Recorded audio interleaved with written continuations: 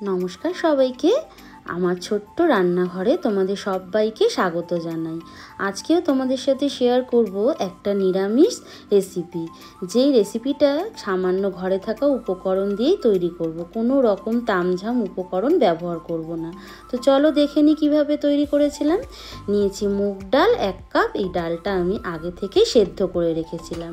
আর এই ডালটা সেদ্ধ করব এমনভাবে যাতে এর মধ্যে কোনো রকম জল না থাকে।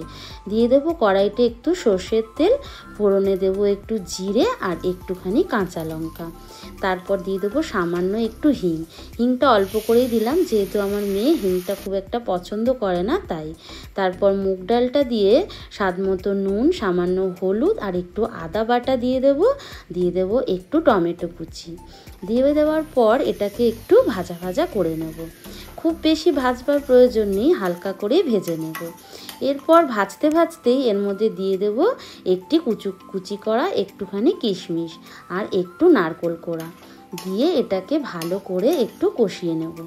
তো আমি না নিরামিষ, যেহেতু আমার বাড়িতে আমার হাজব্যান্ড একটু নিরামিষটাই পছন্দ করে, তাই আমি একটু নিরামিষ রেসিপিটাই তোমাদের সাথে বেশি শেয়ার করি। আর এর মধ্যেই একটুখানি দিয়ে দিয়েছিলাম কিন্তু মিষ্টি, যেহেতু নিরামিষ রান্না মিষ্টি দিলে ভালো হয়। এবার এটাকে নাবিয়ে একটু ঠান্ডা করে নেব। তো যতক্ষণে এটা ঠান্ডা হচ্ছে ততক্ষণে চলো মশলাটা রেডি করে নিই।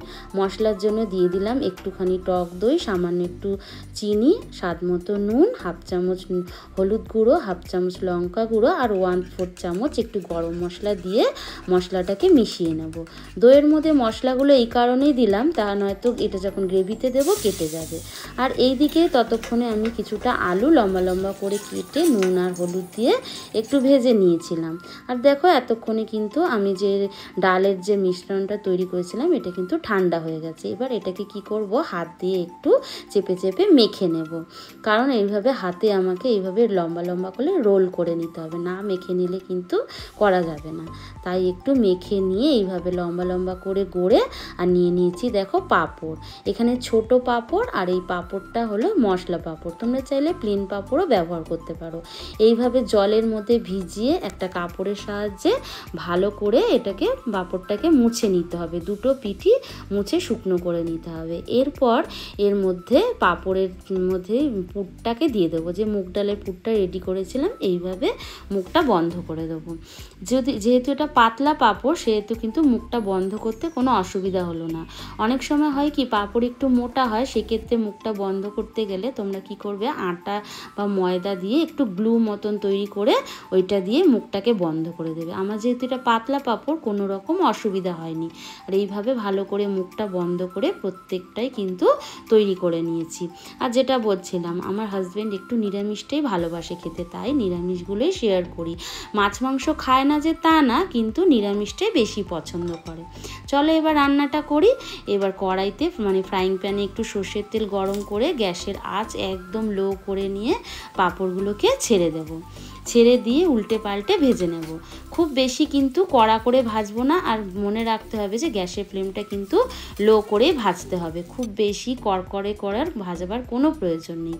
তো সব কটা পাঁপড় কিন্তু আমি প্রায় 2-3 বারে কিন্তু ভেজে নিয়েছিলাম। বেশ অনেকগুলোই আমি তৈরি করেছিলাম, যেহেতু 1 কাপ ডাল দিয়েছিলাম অনেকটাই তৈরি হয়ে গেছিলো।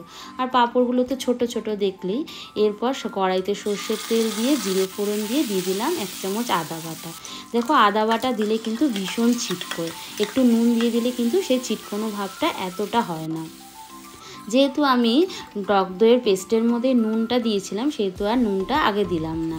এরপরে ওই পেস্টটা দিয়ে মশলার পেস্টটা দিয়ে দিয়েছিলাম 1 চামচ জিরে আর 1 চামচ ধনে।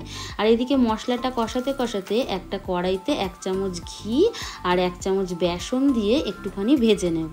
আর এই সময় গ্যাসের ফ্লেমটাকে বন্ধ করে দেবো, নয়তো এটা কিন্তু বেসনটা পুড়ে যাবে। এবার ভাজা বেসনটা কি করব, যে মশলাটা কষছিলাম তার মধ্যে দিয়ে দেব। এর মধ্যে কিন্তু কোনো মতে কিন্তু কাঁচা বেসনটা ব্যবহার করা যাবে না। কাঁচা বেসনটা ব্যবহার করলে কিন্তু একটা বাজে গন্ধ দেবে। এরপর মশলাটা কষানো হয়ে গেলে আলুটা দিয়েও কিন্তু একটু নাড়াচাড়া করে নেব। তারপর মশলার মধ্যে একটু জল দিয়ে দেবো। জলটা হচ্ছে পরিমাণ মতন দেব। তো আমি এখানে মোটামুটি ধরে নাও 2 কাপ মতন জল এর মধ্যে ব্যবহার করেছি। দিয়ে ভালো করে মশলার সাথে মিশিয়ে নিয়ে ঢাকনা চাপা দিয়ে দিলাম যতক্ষণ না আলুটা সেদ্ধ হচ্ছে ততক্ষণ। এবার আলুটা যখন সেদ্ধ হয়ে যাবে ঢাকনা খুলে নিয়ে এখানে যে ভেজে রাখা পাঁপড়গুলো সেগুলো আমি এর মধ্যে ঢেলে দিলাম। পাঁপড় দিয়ে কিন্তু খুব বেশিক্ষণ ফোটাবো না, জাস্ট 1 মিনিট মতন এর মধ্যে ডুবিয়ে দিয়ে যাতে ঝোলের মধ্যে পাঁপড়গুলো ডুবে যায়। যখন এরকম হয়ে যাবে তখন 1/2 চামচ মতন গরম মশলা দিয়ে দেব, আর ওপর থেকে আমি একটু ধনেপাতা কুচি দিয়ে দেবো। এর মধ্যে আর কিন্তু গরম মশলাটা ব্যবহার করলাম না, সরি গরম মশলা না, ঘিটা ব্যবহার করলাম না। কেন বলো তো, ঘিটা তো আমি আগেই দিয়ে দিয়েছিলাম বেসনের সাথে। এবার দেখো নাবিয়ে এটাকে সার্ভ করে দিচ্ছি। তোমাদের রান্নাটা আশা করি ভালো লেগেছে, ভালো লাগলে আমাকে অবশ্যই জানাবে। টাটা।